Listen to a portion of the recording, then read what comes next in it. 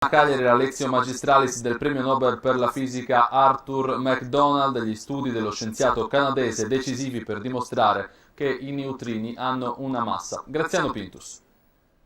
L'universo e la sua origine spiegati da Arthur MacDonald, cominciando dal Sole nel cui nucleo a 15 milioni di gradi Kelvin gli atomi si fondono emanando energia e particelle chiamate neutrini, le quali oscillano, dimostrando così di avere una massa. Si tratta della scoperta valsagli nel 2015 il premio Nobel per la fisica. Docente a Princeton e alla Queen's University di Kingston, il suo quartier generale è l'Osservatorio dei Neutrini in Ontario, 2000 metri sottoterra nelle profondità di una miniera di nickel, e oggi tra i laboratori principali per lo studio delle particelle subatomiche. Ed è sempre in una miniera, ma a Seruci, nel Sulcis, che sta partendo il progetto Aria. L'obiettivo: produrre gas argon puro, grazie a un impianto di distillazione criogenica messo a punto al CERN di Ginevra. Eventually, the most sensitive experiment for dark matter particles in the world. Si tratta di un processo nuovo che finalmente ci permetterà di allestire in Sardegna l'esperimento più importante in assoluto dedicato alla materia oscura ed allo stesso tempo di produrre materiali utili alla medicina, dice lo scienziato canadese. Cagliari tra le 69 università partecipanti al progetto, che coinvolge 350 ricercatori